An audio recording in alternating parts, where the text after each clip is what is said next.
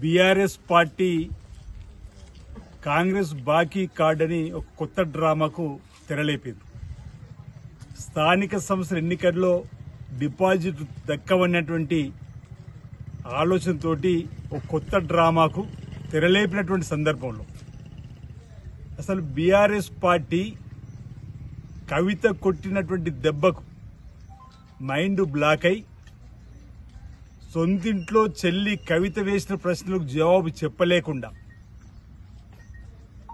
కామధేను లాంటి తెలంగాణ రాష్ట్రాన్ని వట్టిపోయిన గోవులాగా తయారేసినటువంటి సందర్భంలో కాళేశ్వరంను కామధేనుగా మార్చుకోవడము, ఏటీఎంగా మార్చుకోవడము మా మాటల్లో కాదు, మీ సొంత చెల్లి కవిత మాటల్లో సంతోష్రావు ఇంట్లో హరీష్ రావు ఇంట్లో బంగారు ఉంటే తెలంగాణ బంగారమయమైందా అని చెప్పనే మాట అంటే దాని అర్థం ఈరోజు దోచుకున్నది దాచుకున్నది మీ ఫ్యామిలీ అనేది తెలిసినప్పటికీ దానికి సమాధానం చెప్పలేకుండా ఈరోజు కొత్తగా కాంగ్రెస్ పార్టీ బాకీ కాడని ఈ ఎన్నికలకు ముందు మీరు చేపట్టేటువంటి ప్రయత్నం వృధా ప్రయాసాన్ని మాట అంటున్నా.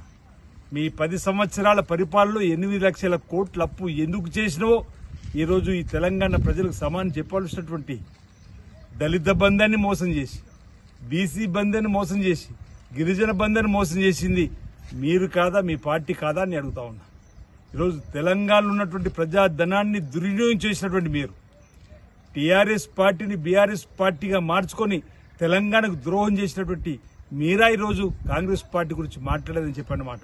కాంగ్రెస్ పార్టీ చేపడుతున్న సంక్షేమ కార్యక్రమాలకు ఈరోజు ప్రజలందరూ కూడా కాంగ్రెస్ పార్టీ ప్రజా బాహుల్యంలోకి చొచ్చుకొని పోతున్న క్రమంలో కాంగ్రెస్ పార్టీ చేపట్టే కార్యక్రమాలు ఇంత అప్పుల్లో ఉన్న ఇన్ని కార్యక్రమాలు అమలు చేస్తుంది గౌరవ ముఖ్యమంత్రి శ్రీ రేవంత్ రెడ్డి గారి నాయకత్వంలోని మాటను ఈరోజు కప్పిపుచ్చుకునేటువంటి ధోరణిలో ఈ విధంగా చేయడం ఎంతవరకు సబబని గ్రామీణ ప్రాంతాల్లో ప్రజలు అనుకున్నటువంటి సందర్భంలో ఈ ఏదైతే ఓ డ్రామాను తెరలేపిర్రో దాన్ని ప్రజలు నమ్మరు, విశ్వసించారన్న మాట సందర్భంగా చెబుతూ మీ హయాంలో జరిగినటువంటి దోపిడీని ఈరోజు మేము చెబుతూ 8 లక్షల కోట్ల అప్పులో ఉన్న రాష్ట్రాన్ని అన్ని రంగాల్లో కూడా అభివృద్ధి పథంలో తీసుకొని పోతూ స్థానిక సంస్థల ఎన్నికల్లో కూడా అత్యధిక స్థానాలు గెలవడానికి కోసం ముందుకు దూసుకువెళ్తున్నటువంటి కాంగ్రెస్ పార్టీ పైన ఒక అప్రతిష్ట పాలు చేసేటువంటి ప్రకటనగానే ఆ కార్యక్రమ ప్రచారంగానే ఇది భావిస్తున్నాం తప్ప మరొకటి కాదన్న మాట ఈ సందర్భంగా తెలియజేస్తూ బీఆర్ఎస్ పార్టీ నైజాన్ని ప్రజలు గమనించింది కాబట్టే అసెంబ్లీలో ప్రతిపక్షానికి పరిమితి చేశారు, లోక్సభలో 0కు పరిమితి చేశారు, స్థానిక సంస్థల ఎన్నికల్లో మీ అడ్రస్ కనిపించకుండా పోతుందని చెప్పిన మాట చెబుతూ ప్రతిపక్ష నేతగా మీకు అవకాశం ఇస్తే ఫామ్ హౌస్లోనే, అధికారం ఇస్తే 10 ఏళ్లు ఫామ్ హౌస్లోనే మీరా మాకు చెప్పేది నీతిలో చెప్తున్నాం. ఈరోజు ప్రతినిత్యం 18 గంటలు కష్టపడుతున్న గౌరవ ముఖ్యమంత్రి రేవంత్ రెడ్డి గారి నాయకత్వంలో మంత్రులు సచివాలయం ప్రతినిత్యం ఈరోజు సందర్శనలతోని కిటకిటలాడుతూ అందరి సమస్యలు పరిష్కారం చేసుకుంటూ ముందుకు పోతున్నటువంటి ఈ ప్రభుత్వం చేసే కార్యక్రమం చూస్తూ ఓర్వలేకుండా ఈరోజు ప్రజాధనాన్ని దుర్వినియోగం చేసి ఆనాడు ప్రజాధనాన్ని ఈరోజు పొంది ఫామ్ హౌస్ లో పట్టుకుంటున్నటువంటి కేసీఆర్ తీరుపైన మీరు మాట్లాడండి. అలాంటి అంశాలు మీరు ఎండగట్టండి. మీ నాయకత్వ తీరుకు మీరు ఎండగట్టుకునేటువంటి పరిస్థితి నుంచి ఈరోజు బయటపడి ఈ విధంగా చేసేటువంటి మాటలు కరెక్ట్ కాదని సందర్భంగా నేను తెలియజేస్తా ఉన్నాను.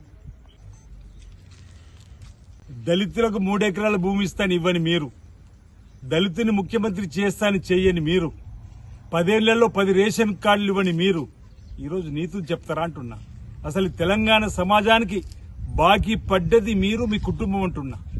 ఈరోజు తెలంగాణ పేరుతో అధికారంలోకి వచ్చి తెలంగాణను అప్పుల పాలు చేసినటువంటి మీరు మీ కుటుంబం ఈ 8 లక్షల కోట్ల అప్పు కట్టాలి. అసలు తెలంగాణ సమాజానికి బాకీ పడ్డది ఎవరన్నా అంటే అది కేసీఆర్ కల్వకుంట్ల కుటుంబము, బీఆర్ఎస్ పార్టీ తప్ప మరొకటి కాదు. మేము ఇచ్చిన హామీలన్నీ అమలు చేస్తూ ముందుకు పోతాం. ప్రతిదీ కూడా కాంగ్రెస్ పార్టీ ఇచ్చిన మాట ప్రకారం ఇదివరకు ఆనాడు రైతు రాజ్యం, ఈ రోజు రైతు రాజ్యంగా ఏదైతే రైతులకు ప్రయోజనం కాపాడే కార్యక్రమాలు ఎస్సీ ఎస్టీ బీసీ మైనార్టీ అన్ని వర్గాల ప్రజల అభివృద్ధి కోసం పాటుపడే విధంగా ఈ రాష్ట్ర ప్రభుత్వం గౌరవ ముఖ్యమంత్రి రేవంత్ రెడ్డి గారి నాయకత్వంలో ముందుకు పోతుంది అని సందర్భంగా తెలియజేస్తా ఉన్నాను. అసలైన తొలి వెలుగు. ఫాలో వాట్సాప్ @తొలి వెలుగు official.